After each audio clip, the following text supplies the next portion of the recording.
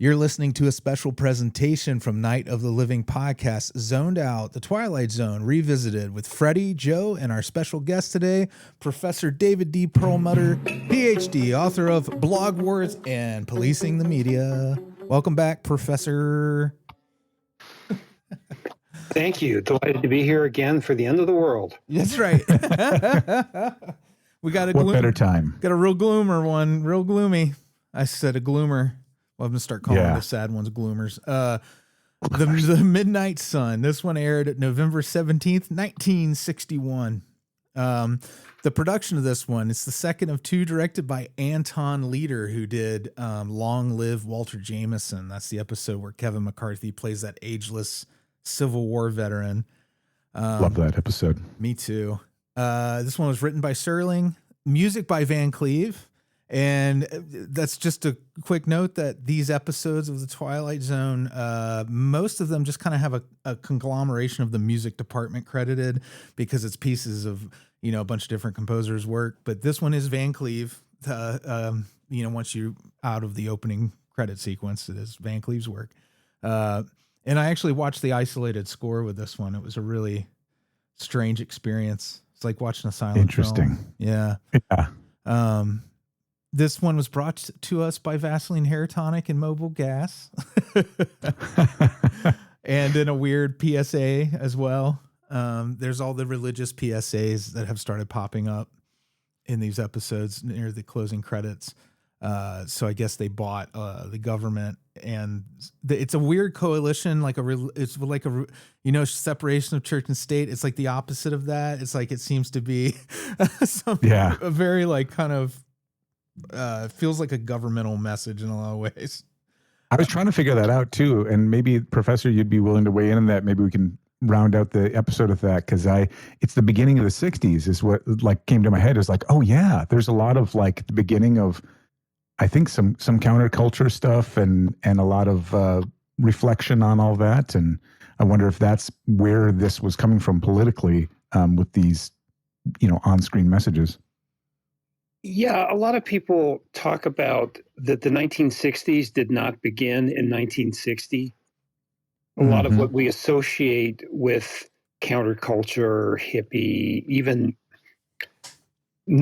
more flamboyant and psychedelic rock and roll and all those aspects, the Easy Rider, all that really didn't begin until maybe the mid 60s.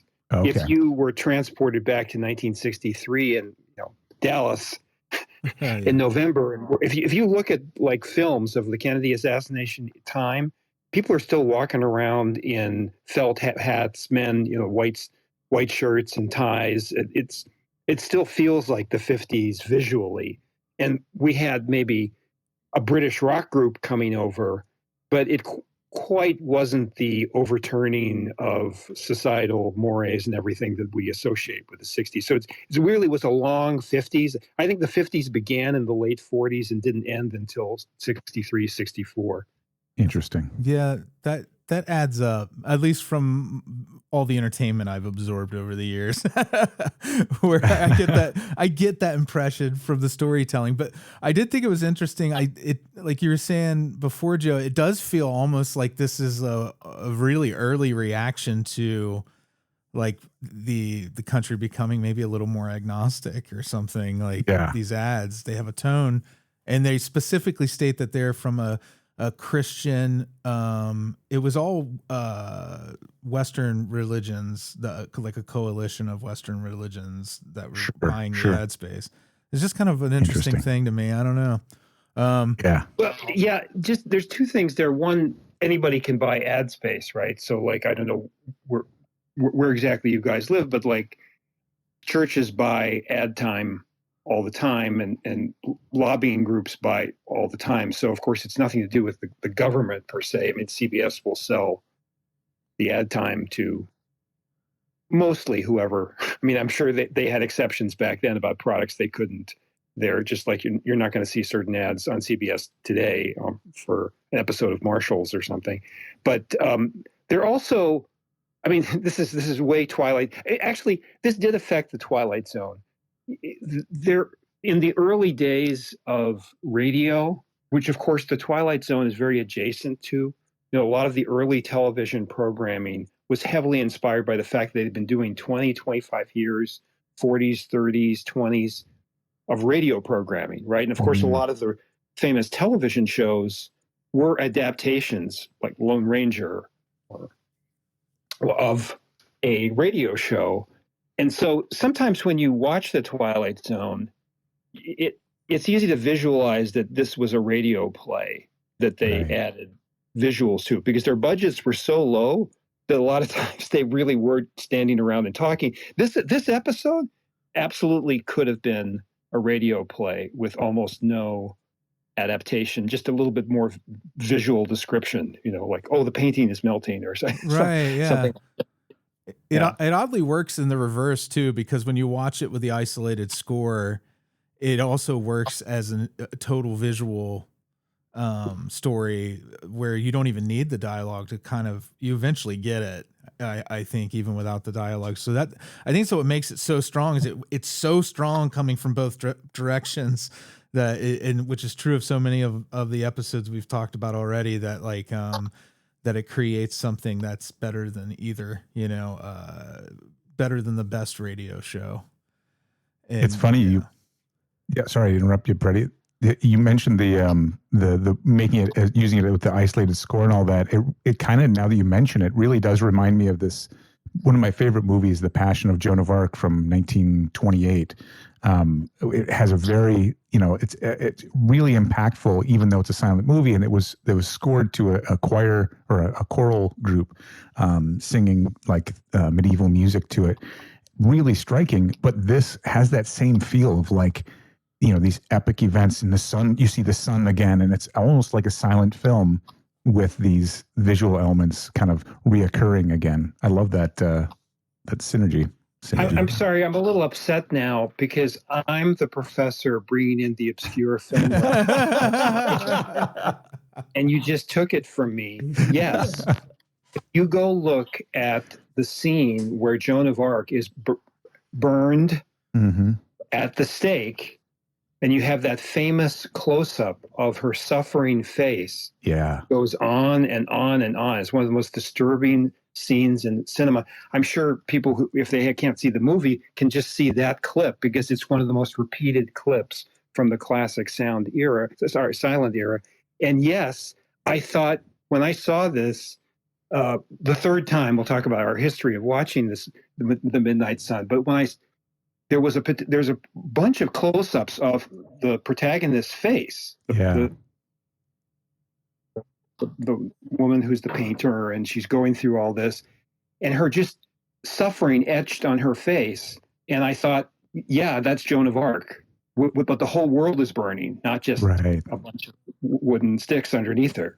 Wow, yeah, it's interesting. You guys both made that same association there. I have it in my queue. I haven't seen it. Oh, it's awesome. Fantastic. Yeah. So, Freddie, do you want to break down the bits and bobs? Yeah, I'll keep it as brief as possible because I want to spend a lot of time talking about the story. But the setting, it's mostly abandoned New York City, an apartment building, specifically Norma, our Joan of Arc's apartment. Cast of characters, again, Norma, a young painter living and working in a New York apartment. This is the only time that Lois Nettleton's going to appear on the Twilight Zone. But if you are our age and you grew up watching In the Heat of the Night, she was Carol O'Connor's girlfriend. She ran the diner. Yeah. She was on there for a long time. Beautiful woman. She gained recognition for her stage performances, A Streetcar Named Desire, and then she won 2 Emmys.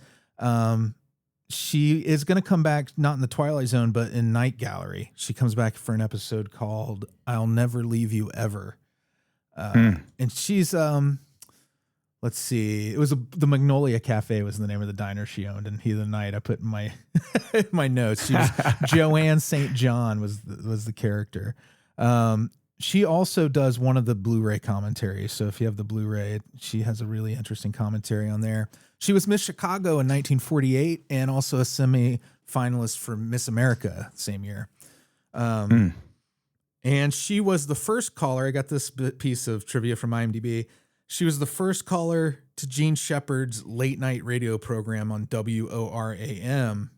She's credited as the caller usually there. And so they created the call-in radio show, as they claim. Oh, wow. She and him, yeah, they created the call-in radio. I thought that was a pretty interesting tidbit.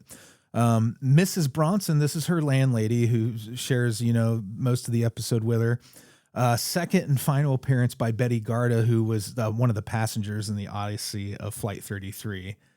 I think she also had a little freak out in that episode too. Maybe she's good at it.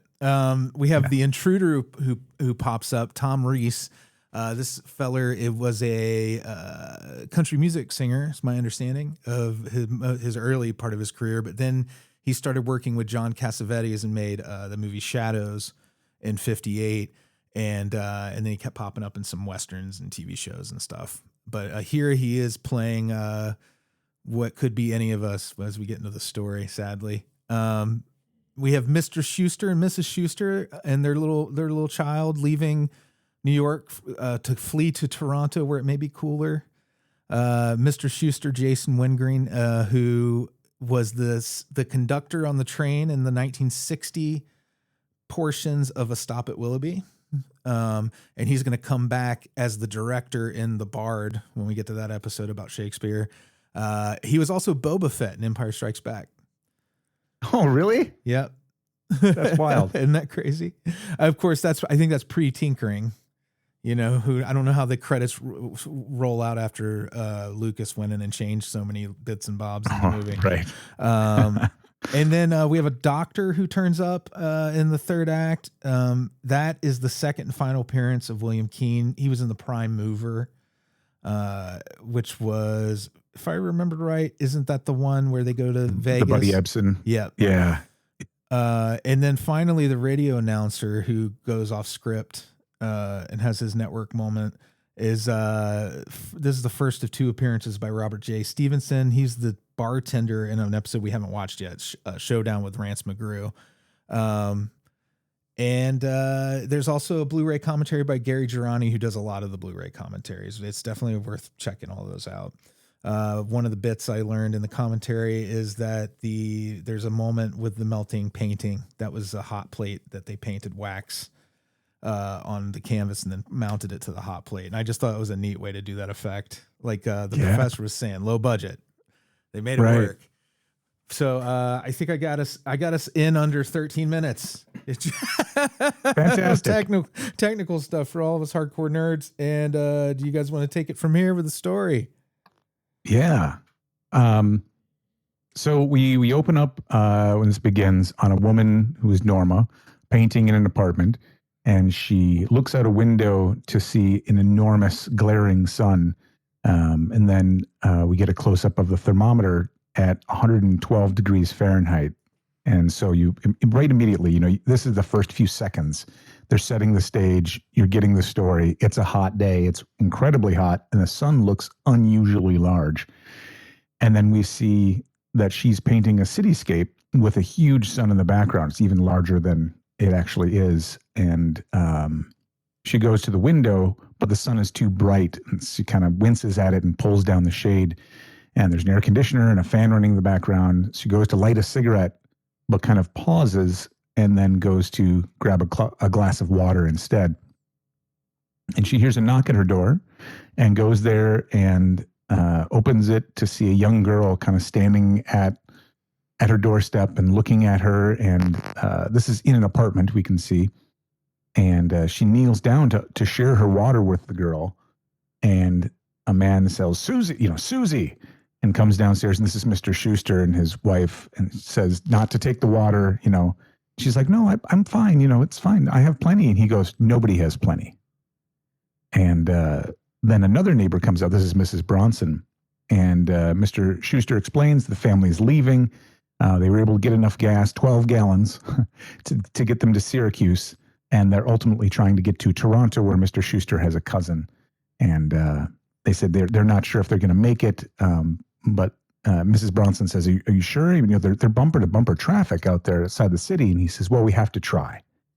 And he says that everyone was good neighbors and they have to leave. So they leave. Mrs. Bronson says, turns to Norma and says, and now we are two. And Norma's like, we're the last. There's no one else. She says, nope, the building's empty aside from us. And Mrs. Bronson says, Norma says, well, what happens now? And Mrs. Bronson says that she heard on the radio, they're going to turn the water on for only an hour at a day now. And when Mrs. Bronson asks if Norma's going to leave, she says she's not. And then she muses. She says, you know, Mrs. Bronson, I keep getting this crazy thought that I'm going to wake up and none of this will have happened. I'll wake up in a cool bed. It'll be night outside and there'll be a wind and branches rustling, shadows on the sidewalk, a moon, and traffic noises. And she goes to the window and she's kind of musing, looking out the window, and she says, automobiles. And at that moment, we see a scene and a music sting hits, and the intersection down below her apartment is empty. You know, it's wind and papers rustling and a crashed car, and that's it. There's no people or anything. And she goes on to say she's imagining garbage cans and milk bottles and voices. And Mrs. Bronson says, there was a scientist on the radio this morning. He said that it'll get a lot hotter, more each day now that we're moving so close to the sun. And that's why she kind of drifts off and says, well, that's why and then we get the intro. The word that Mrs. Bronson is unable to put into the hot, still, sodden air is doomed because the people we've just seen have been handed a death sentence.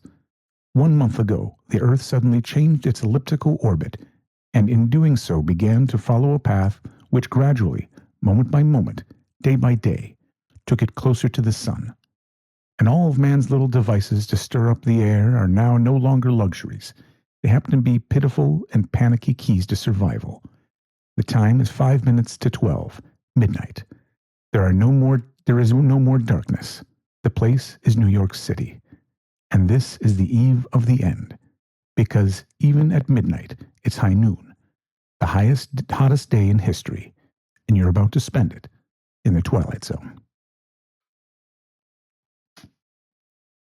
Dun dun dun. Spooky. This one, there are moments where I had moments where I was like, this feels too real. And it actually unsettled me, especially when I listened with just the score and watched their faces and the agony of everything. I started thinking about all the crazy swings in climate and everything we've experienced, that I feel like this felt so current and present to me. Yeah. And it was funny because in my usual thing, and perhaps Professor, you have some feeling on this too, that in watching this, I love watching these multiple times over a week to kind of prepare for this, because the first viewing was like, oh, I'd actually never seen this episode before. And I saw it, took it in. And then the second viewing, I started to notice all the details that I missed the first time of like the emotion and the intensity of this acting. And some of it I thought was overwrought, but and I think that was just kind of some, Mrs. Bronson, there were some parts of her performance that were amazing and some parts that were kind of, clearly like she's physically kind of lowering herself down as she falls at this point. But Norma's performance was consistently like, it was understated, but it was so intense. And the look on her face throughout it. I mean, I just thought the more I reflect on this episode, the more impactful it becomes. I remember watching this episode, like a lot of the Twilight Zone, when I was probably like 8 or 9 or 10.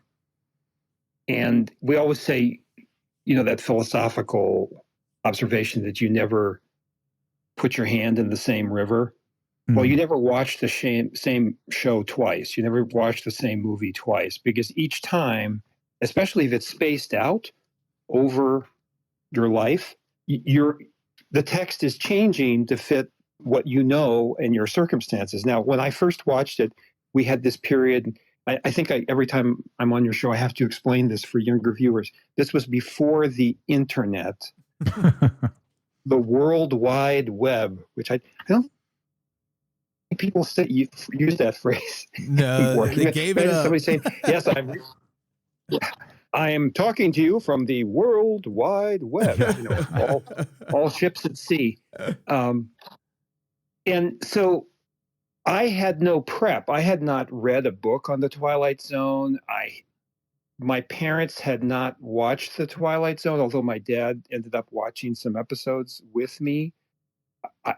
None of my friends had watched, but this was a first-time experience generationally for me. So the only thing was like, oh yeah, there's this old show, because it was an old show by that time. It was more than a decade old, which seems not as old as 60 years old, but it was for a 10-year-old. 10 years is like, well, forever, a lifetime, right? So I watched it, and of course, like a lot of young kids, I was watching for the twist.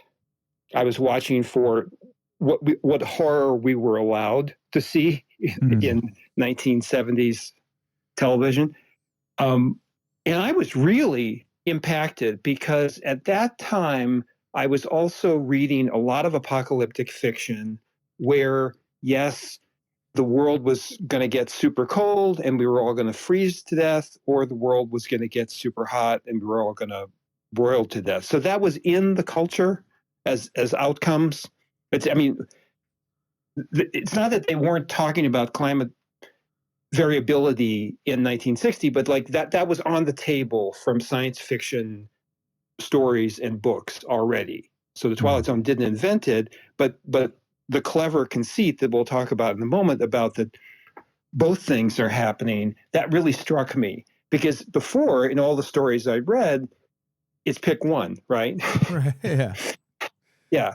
So it was, my 10-year-old self was very affected by this. And then I've probably watched it 4 or 5 times over the years. I've shown a clip from it in a class, and I watched it again this last week to prepare for this episode. And I just thought, gosh, it doesn't stay as strong, not because of it, but because like I've seen this before so many times. And the special effects, they had a low budget, and I always forgive them that, because they couldn't help it. And yeah, sometimes the acting gets a little bit hokey, although there's just stellar performances in this one. As I understand it, it was a longer episode. The script was longer. There was like a refrigerator repairman and a cop who was going to show up. So it was more filled out. But I just came away thinking this is just another great example of Rod Serling establishing tropes and motifs, but sort of like the way apocalypse, but also just anything that's a twist or a surprise, or more important for me, the idea that something horrible can happen to a completely innocent person who doesn't deserve it. Because a lot of horror and science fiction at that time was sort of justice, like a bad person would do a bad thing and they come to a bad end. If you remember the old Hays Code, that was part of the Hays Code for making movies, was that crime shall never pay. So there'd be a lot of movies where a criminal would live it up in nightclubs and champagne, but as long as he was machine gunned in an alley at the end, it was okay, right? And Rod Serling is playing with that. This nobody here deserves this, right? Yeah. Even when you get to the intruder, that's when I think that really blossoms, that idea. Yeah. So it goes basically from that moment that we established that Norma and Mrs. Bronson are the last two in this building, and they're just kind of learning to support each other a bit as life is eroding around them. And in the next scene, Norma has just returned from the store. She's exhausted and she's sweating, and she has a bag of groceries. And I love the way the dialogue informs some of the backstory, things that they can't necessarily show you, but it still seems very natural. So she comes back and Mrs. Bronson comes out of her apartment, and Norma's outside hers and says, "Oh, I think that's the first time in my life I was ever sorry to be born a woman, or I was born a woman. This was all I was strong enough to carry. There weren't any clerks around." And then Mrs. Bronson kind of helps her with her shoes, and she says, "Thank you. Just a handful of people taking what they could grab. Well, at least we won't starve anyway. There are 3 cans of fruit juice in there." And Mrs. Bronson says, "Fruit juice? Fruit juice? Oh, Norma, can we have a can now?" And Norma says, "Sure." And so she's got this cheery demeanor in the way she's communicating. But as she goes on with the story, and you'll hear this in just a second, you realize what a terrifying situation she found herself in. And yet the way she's relaying it to Mrs. Bronson is so kind of congenial and light, right? And it's not fake. It's just like she's trying to make the best of this bad situation.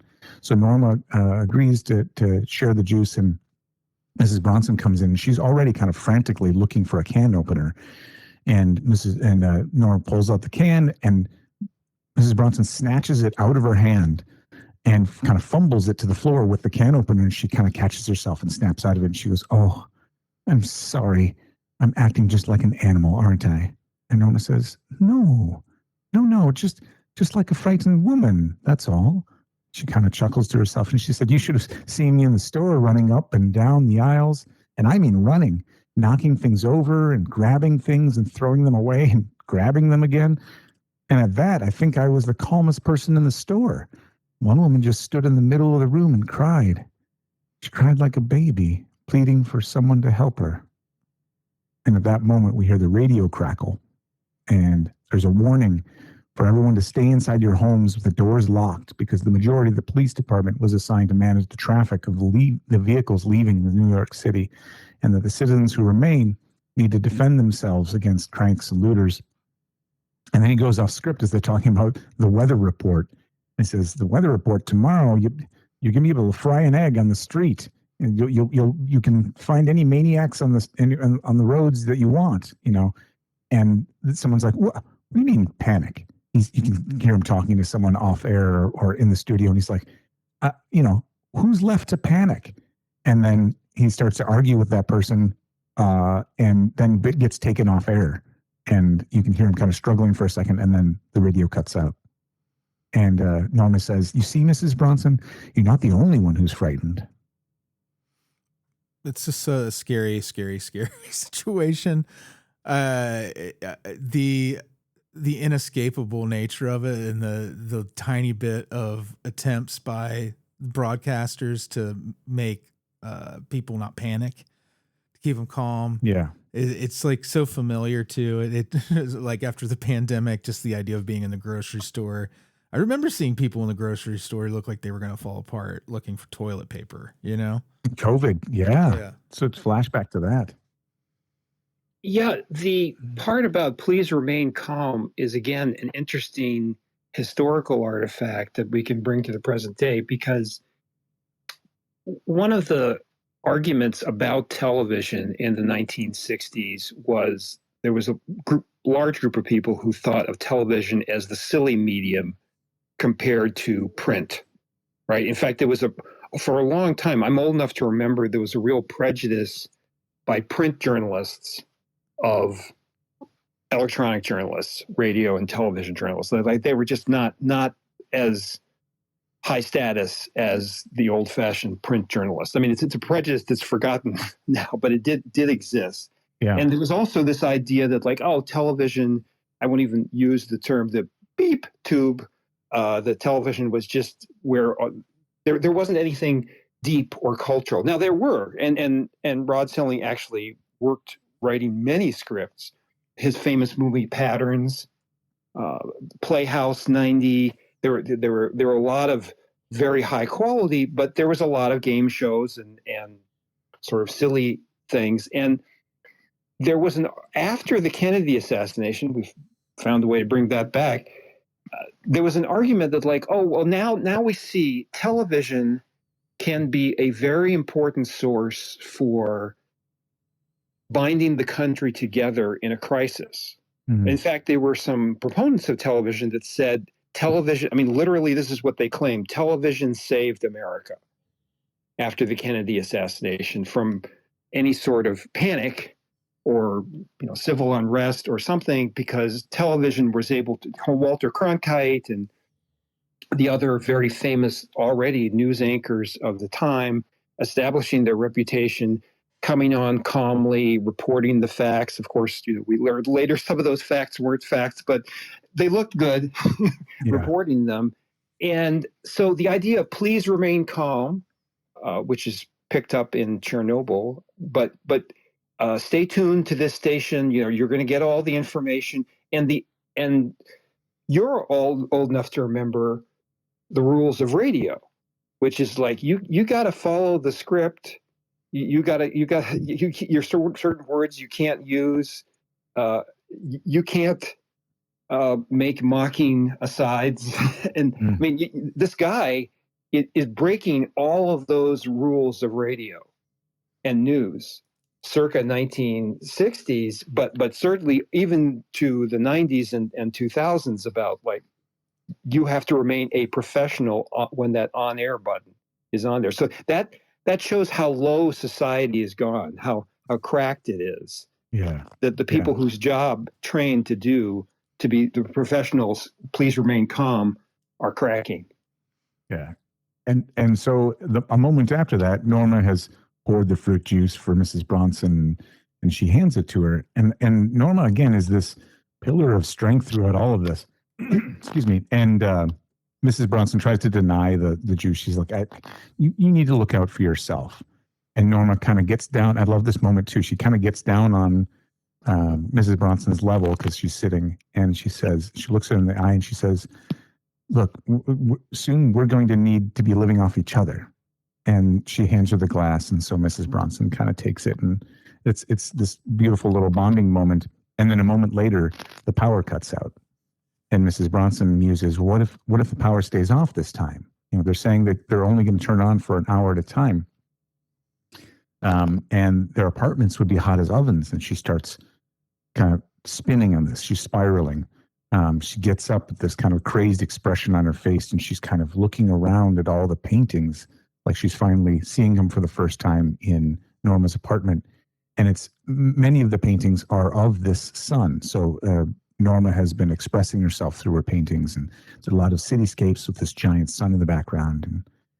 And she says, Norma, will you paint something cool and pastoral with a waterfall and trees in the wind? And she's getting a little more agitated and a little more. And she finally says, just stop, just something cool where we can get some relief. And she kind of grabs Norma's painting and throws it on the floor, and basically in such a way that you can see the painting that is this huge blazing sun in the background. And she just kind of bangs on the painting and says, don't paint the sun anymore. Don't paint the sun anymore.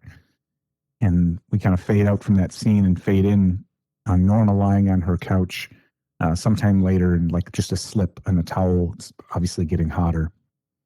And the temperature we see is risen to 120 degrees, which is 49 degrees Celsius for those who use that measurement. And the women are tired. They look a little bit weaker. They're clearly being worn down. Norma goes to the windowsill and to look out, and as she touches the windowsill, burns her hand. It's that hot. And so she kind of comes back and tends to it, puts a little bit of water on it, and goes to check on Mrs. Bronson in her apartment. And it's 3 p.m. and apparently, both of them have tried to sleep but have not had any luck. And standing in the hallway between their apartments, they hear this thumping noise from upstairs. And Norma asks Mrs. Bronson, you locked the roof door, right? And Mrs. Bronson says, yes. No, I thought I did.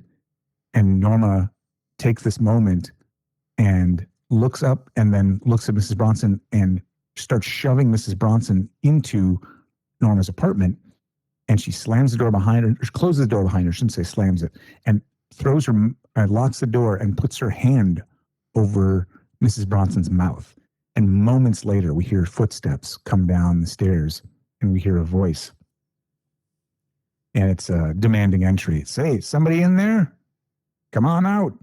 Come on out, baby. Come on out and be friendly. I ain't got all day. You don't come out, I'm coming in. And at first they say nothing, and Norma is still holding Mrs. Bronson's mouth.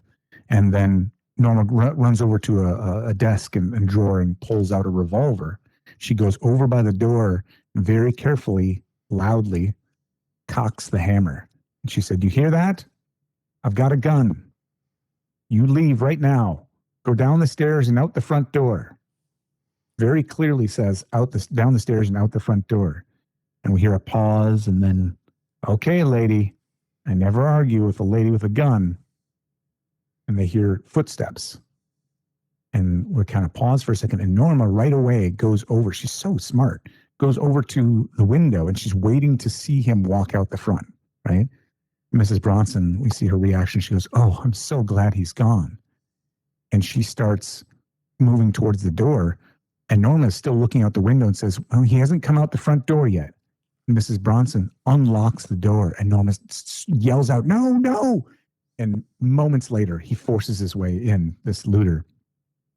Comes over to Norma, who's kind of now holding the gun at him, and he wrests it out of her hand, and now it's in his hand, and he goes, "Crazy dames, it's too hot to play games, much too hot."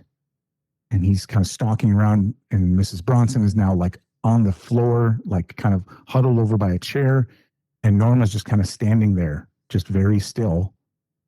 And he goes over and kind of storms his way over to the refrigerator and takes some water out and drinks it, and then pours some of it over his head.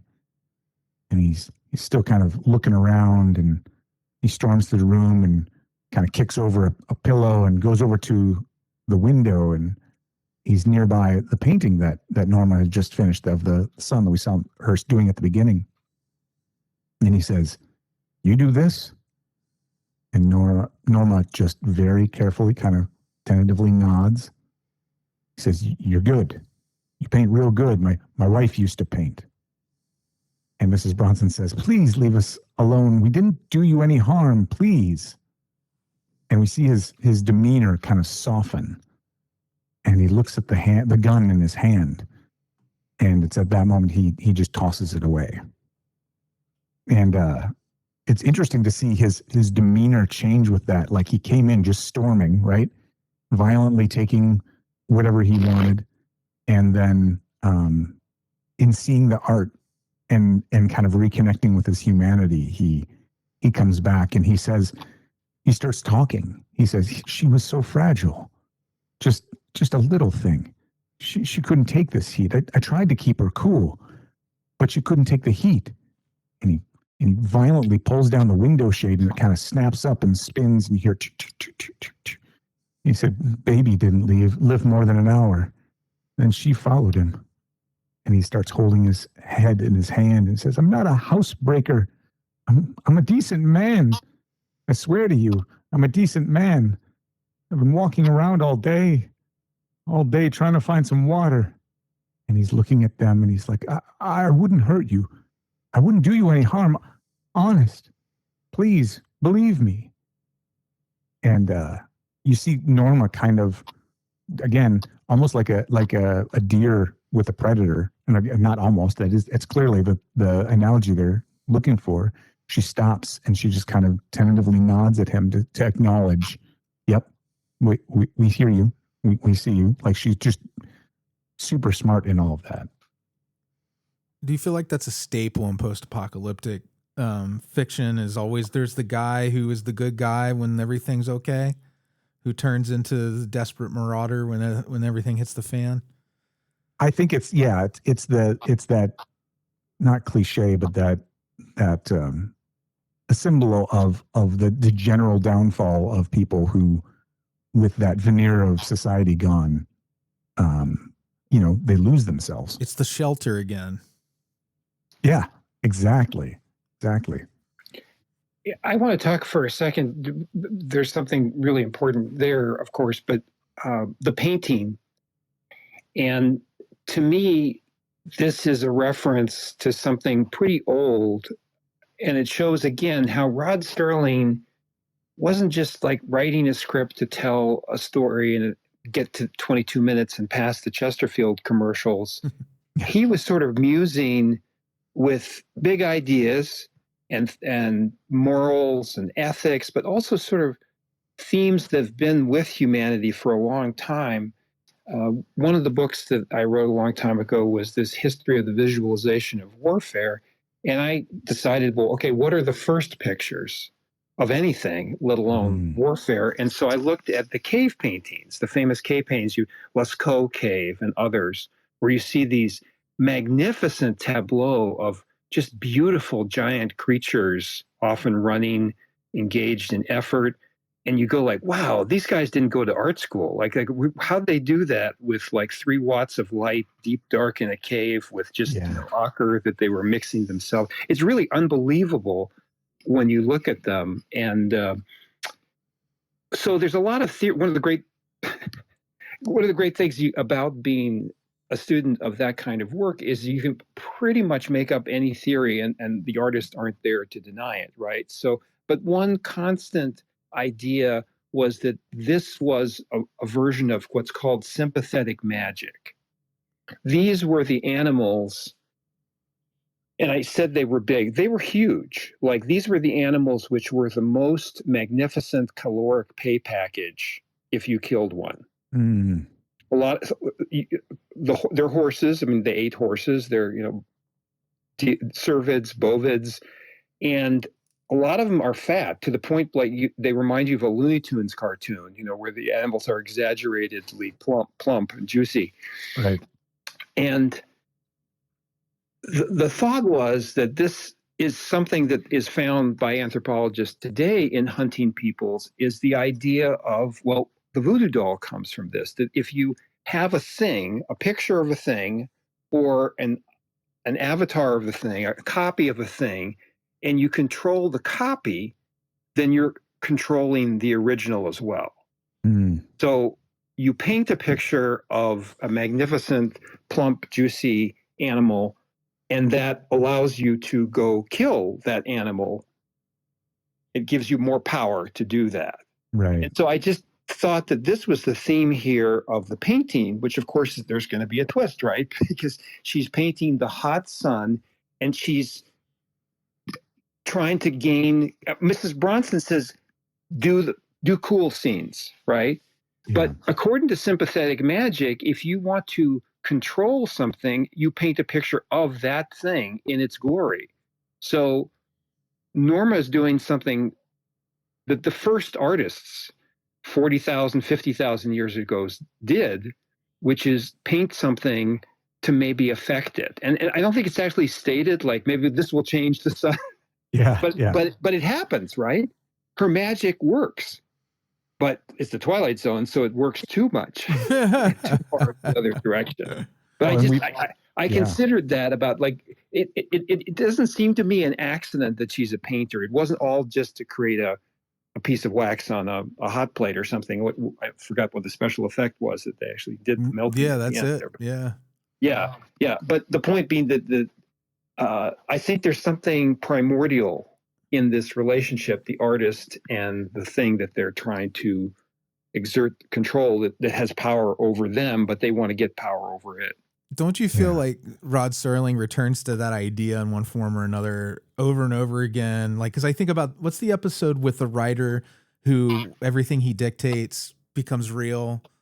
A world of his own? Yes, a world of his own. Yeah. It kind of felt like that too, that same kind of concept where I think like the double-edged sword of trying to get control of something by creating art of that thing versus how the art itself can kind of get away from you and you get the unintended consequences of it,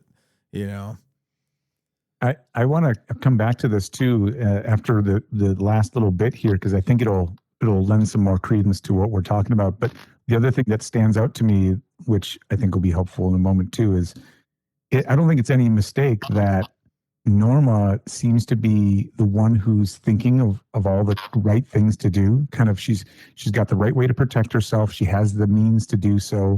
She knows how to be safe. She is able to gather the food. And Mrs. Bronson is the one who's always reacting, right? Oh, I heard on the radio this. They said on the radio that. She's getting fed stuff that is not of her own creation. And yet Norma is here creating situations. She's creating the painting. She's getting the food. She's the one who's actively, making decisions that are saving them both. And so I think that kind of informs what happens next. So in this next part, the man is, again, this looter is still in the apartment, but his demeanor has changed. He's now sobbing into his hand, and he begs them for forgiveness until Norma finally does kind of do that deer in the headlights acknowledgement of him, of very carefully, just, oh, yes, I'm nodding. I recognize that you say you're a good person. Yep. And then he kind of, gets down and apologizes and asks Mrs. Bronson for forgiveness. And then he leaves the building and he's in the door frame and he says, why doesn't it end? Why don't we just burn up? And he goes down the stairs, and Norma right away goes over to comfort Mrs. Bronson, who's still distraught. And they're kind of, recovering through this. And Mrs. Bronson's kind of, in extreme discomfort and distress. And then she turns and she looks at the painting that Norma has done. And her face totally changes. And she says, Norma, she said, you did it. And Norma says, yeah, I painted it last night, just as you requested.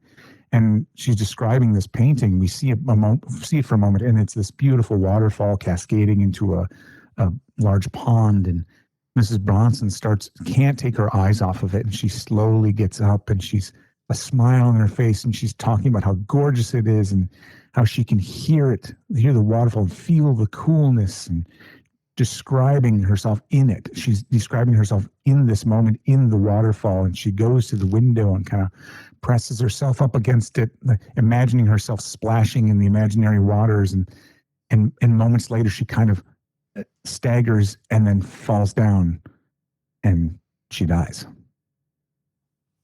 And Norma goes to her, and she's asked, Mrs. Bronson, and it's clear like she's starting to feel the panic set in, and all of this is accelerating. This is the part. This scene was just stunning. Again, especially the second time.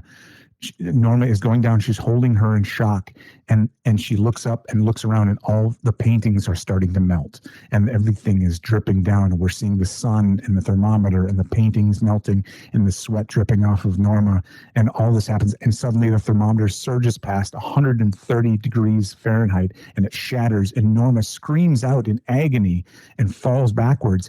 And the look on her face, that scream was scary, authentic. She falls down and she looks like a corpse. I mean, she looks like she has just died. Her eyes are staring straight forward, having died from the heat.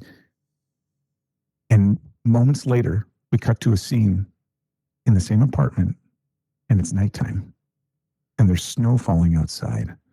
There's a breeze blowing in the window, and the trees are rustling outside. And the thermometer reads -10 degrees Fahrenheit, -23 degrees Celsius. Mrs. Bronson, now in a sweater coat, stuffs insulation into a windowsill to keep out the breeze, the draft. And a man explains she's coming out of it now.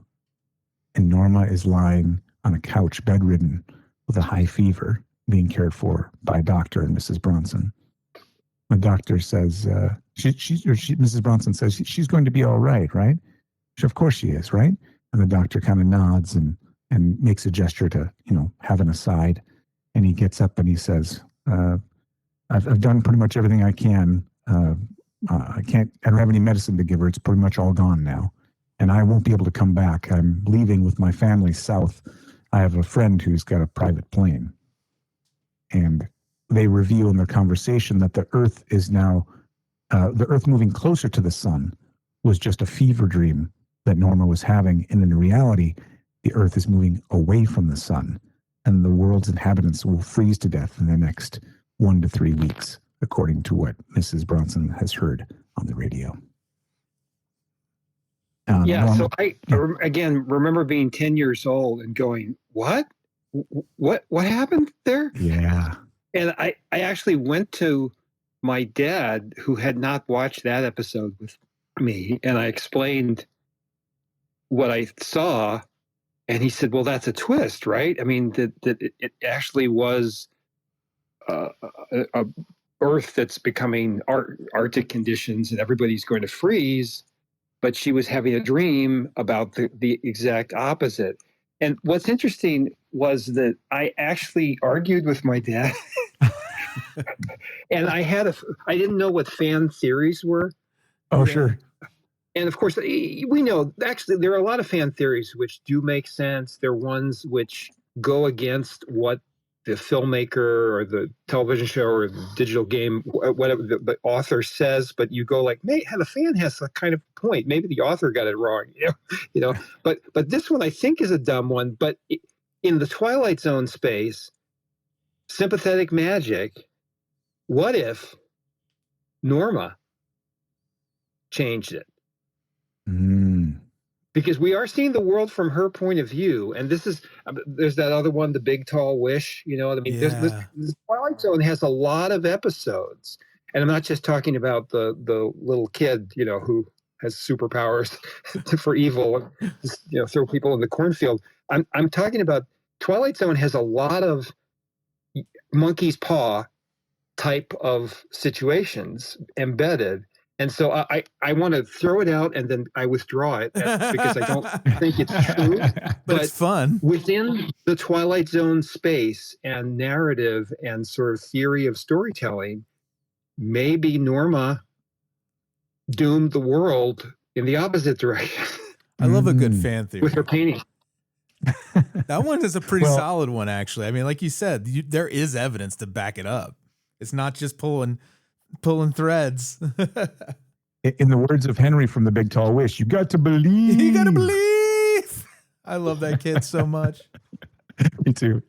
It's great. So in these last moments, Norma tells Mrs. Bronson about this nightmare and about this midnight sun. That's the title. And adding, isn't it wonderful to have darkness and coolness? And Mrs. Bronson kind of stiffens her face and looks off in the middle distance in dread and says, yes, my dear, it's wonderful. And we hear the voiceover, the poles of fear, the extremes of how the earth might conceivably be doomed. Minor exercise in the care and feeding of a nightmare, respectfully submitted by all the thermometer watchers in the Twilight Zone. Thermometer watchers. Yeah. I think I love this idea too of it could be, to your fan theory, Professor, this idea like in her dying moments, right? She has found relief from the heat, and the reality is that she's found comfort in death, right? And Mrs. Bronson's going to be okay, and everyone else is going to be okay, and it's so much more, cool and comfortable. But the part of it that I love about the whole, again, if we go back to the idea of this being a fever dream, is because it's her dream, she's in control of it, right? She has the gun when she needs it. She knows what to do. She was able to find fruit juice and get groceries without being, conceivably attacked or having that stuff stolen while she was at the grocery store.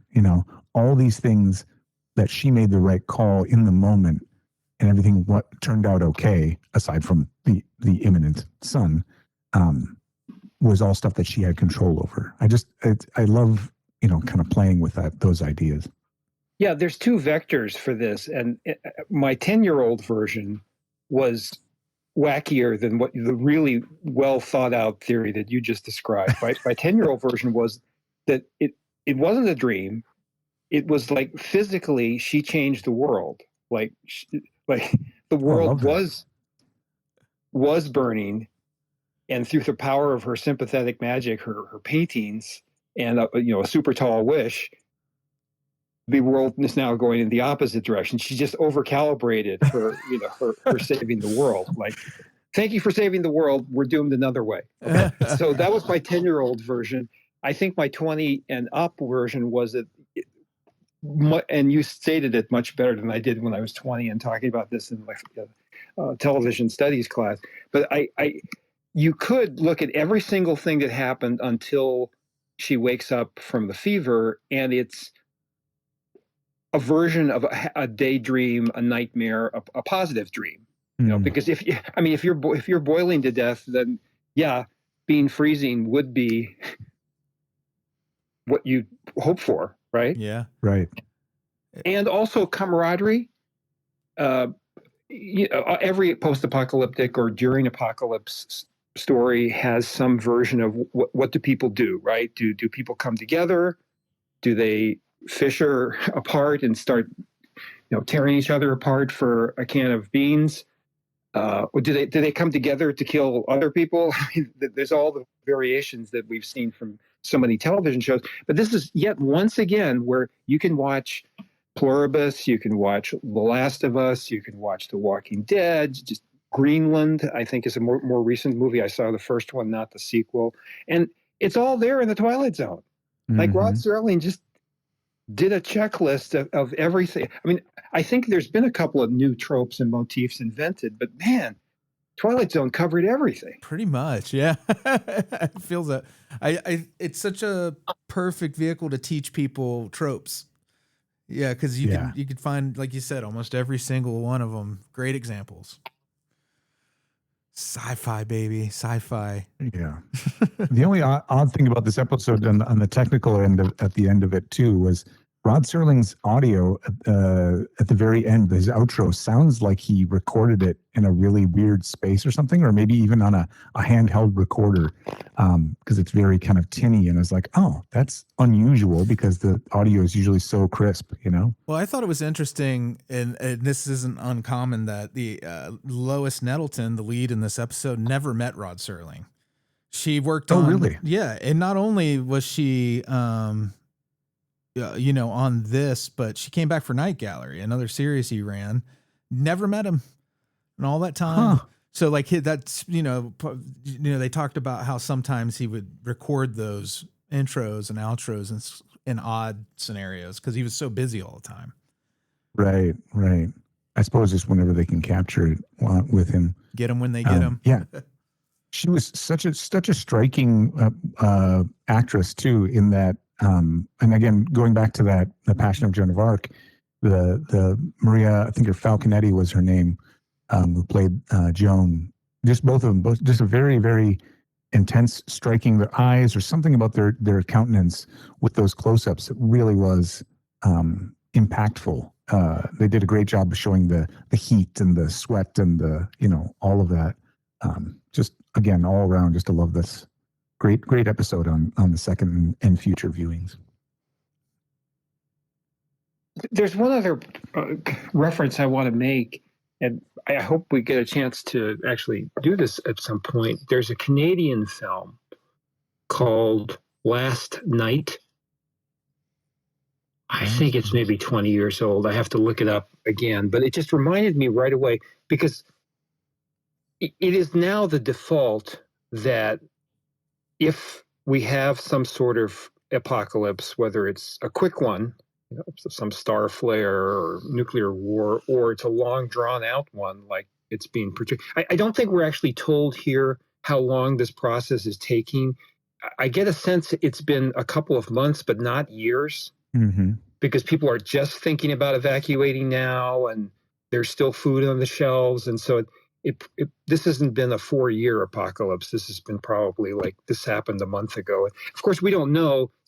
Rod Serling, it's not that he was bad at science. It just wasn't as important to the storytelling. And so, like, what knocks the Earth off its orbit except an impact? And, they'd certainly mention that if it was some gigantic, moon-shaped objects smashed into the Earth or to knock us off. We'd all be dead in lava anyway, but it's just interesting. But this Canadian movie, Last Night, is sort of the antithesis of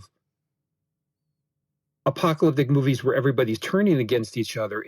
There's an end coming, and we don't know what it is. We're just told that at like a certain time, on a certain day, the world is going to end, and you just see people sort of reconciling their lives.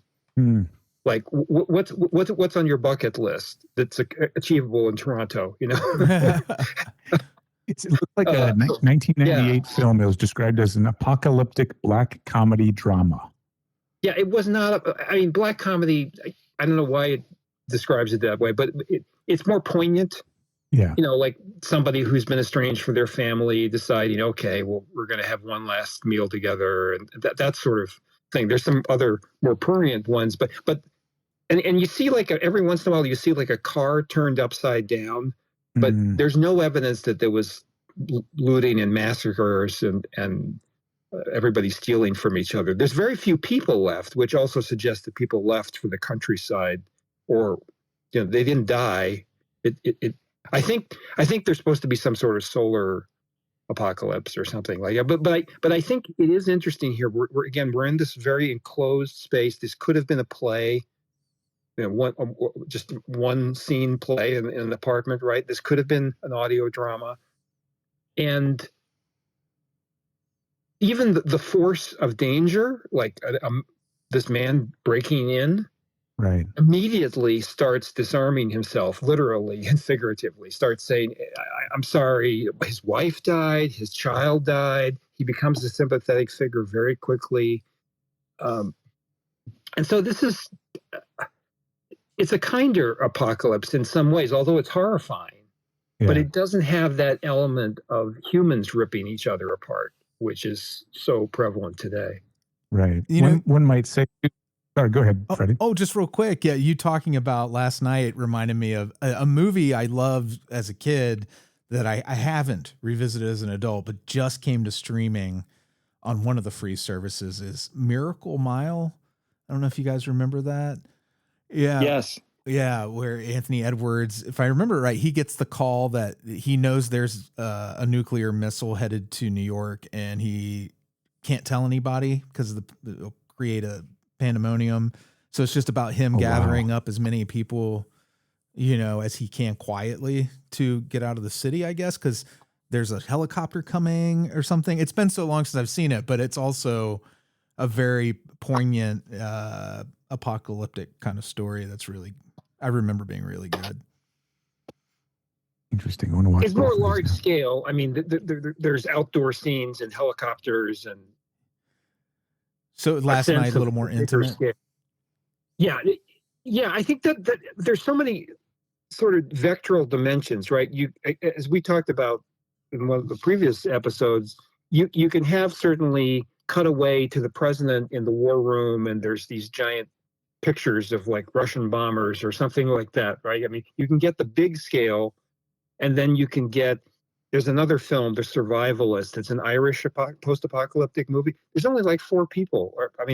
There's one scene where there's some more people, but like, it's so intimate, literally like almost like this, like one room and a few people, but it's like one little isolated house and a few people. And there's room for both, right, in the world of post-apocalypse. But to some extent, this is the harder to do, because you don't have the big canvas of like, okay, let's have biker gangs roaming the wasteland and explosions and things like that. The horror has to be on a very small scale, just sort of verbalized. The very few special effects, but the special effect of the melting painting probably has to rank in the top 20 practical effects that get a massive point across with like a $5 cost. Yeah. Right. Yeah. In the history of television. And if this was done today, it would be $200 million budget, I guess. I love they chose, that's the freeze frame they end on, is the melted painting. I always think about how they pick which moment is going to be, the freeze frame for the end credits. Yeah. That's interesting. Oh, I just want a wall I would love to have somebody create like a high quality print of every placard from the closing credits with the title card, and just I would cover my walls in them. Make a wallpaper out of it. Yeah. So the next episode we have is Still Valley, and that's one I hadn't seen either. I've watched a bit of that for my first viewing, and it's a very interesting story. It's not like anything I'd seen before. It's kind of an interesting twist. So be doing that next week. Sounds good. Thank you, guys. Thank you, Professor, as always. Awesome insights. I took a lot of notes. I've got a lot of movies to watch up as a follow-up. Yeah. Yeah. Be a good time. Definitely. So Thank you. Yeah, a pleasure. We'll be back in 1 week's time. We'll see you guys then. Until then, I guess look out for weird stuff.